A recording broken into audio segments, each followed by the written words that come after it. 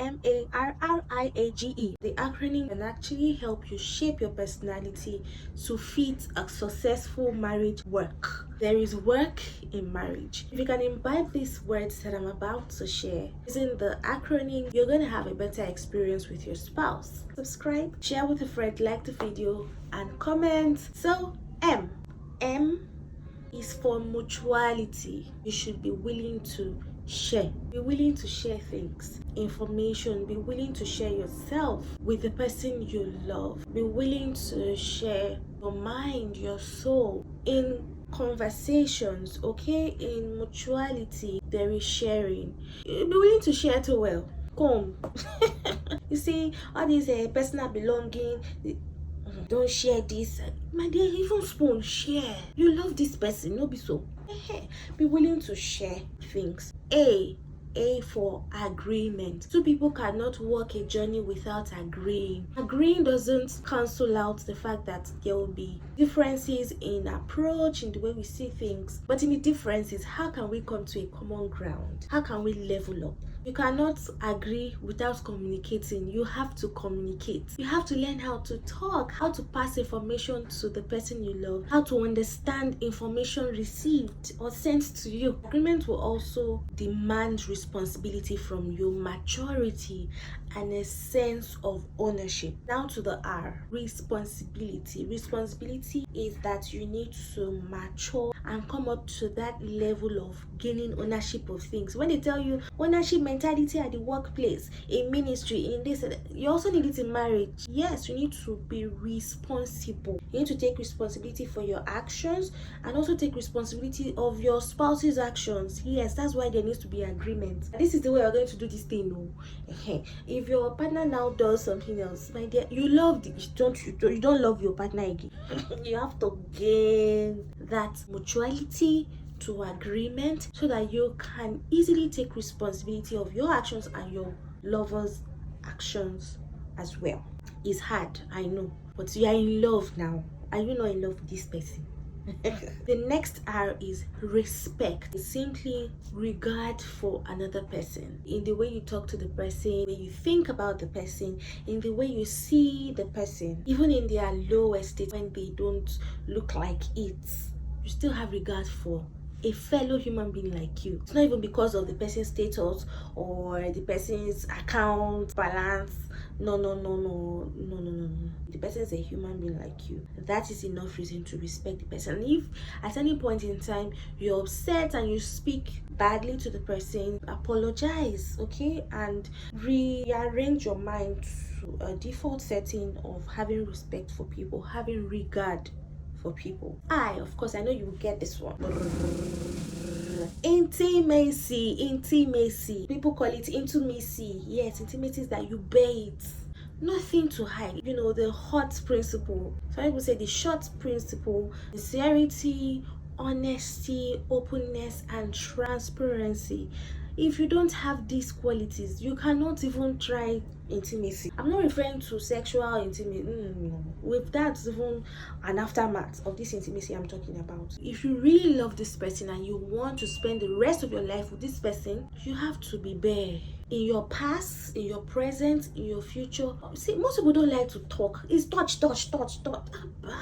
Communicate. You're caressing up and down. You have a lot to know about the person you're going to marry or you're married to. You have a lot. Let me say that you're going to marry.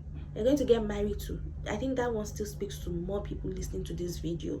You have a lot to know. You can't know if you don't talk. All this touching. If you touch, when you marry, you'll be tired. You even go and say, I beg, go and wear clothes. Talk so that when you get married, you will not be shock absorber. It's expensive. It's not cheap. A is what?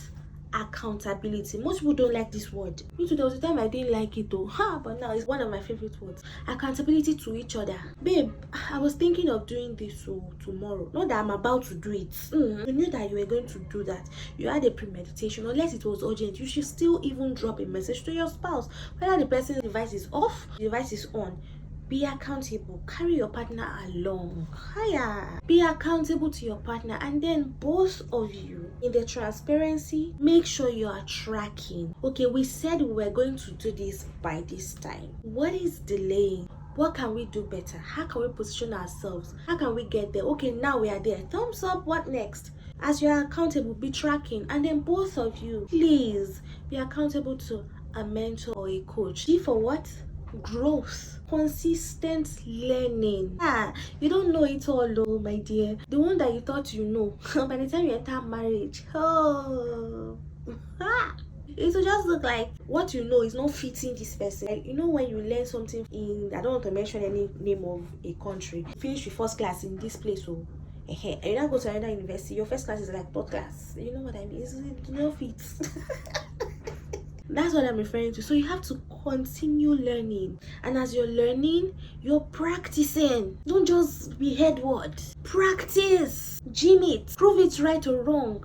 And then as you do that, improve. And how to know you're improving? Ask your partner, this thing, I noticed you don't like it, or you said you don't like it. How am I doing now? How can I be better? Give allowance to your spouse and to yourself. You don't have to always get it at once. It doesn't always happen that way, especially with the person you love. It's sometimes even easier for other friends or acquaintances, but this person that you want to spend the rest of your life with, somehow is usually very, very quite not so easy like that. Honestly, there are things that it was so easy for me to do with someone else that I don't even know the person's history, but my spouse, but that's even the person is supposed to be easiest with, because I mean, you love this person. Where are all the butterflies? Oh, you really, really love this person.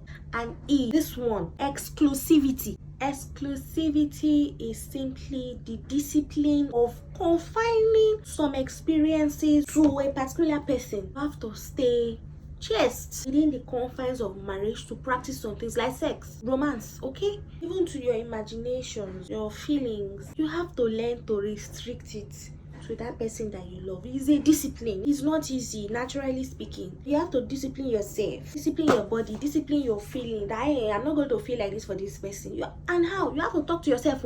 Talk. Because see, your thoughts say you cannot stop the bird from flying over your head or roof. But my dear, you can stop it from perching on your head. You just cannot do anything. It cannot. It cannot poo. It cannot wee. It cannot build a nest. It is unpalatable. Right? So discipline yourself with this acronym. Shape your personality so that when you get married, or as you proceed or continue on the journey of marriage, you're having better experiences. And this is for the man and the woman. But if you don't like any of these words, then don't marry. If you don't like any of these words, you don't want to practice it, you don't even want to hear it, don't enter marriage. Don't think marriage bad for the younger ones that they don't even want to hear the word again. They say, hey, I don't want to marry you. Hey, this person, this is, please. Reduce the negative impressions of marriage in the whole world. And work on these things. Thank you very much. I hope you enjoyed this video. Of course, it's a journey. Just make sure that you're imbibing these things a little here, a little there, line on line, precept on precept. You're building character, and you're building and shaping a better personality of you. Subscribe, like, share, comment.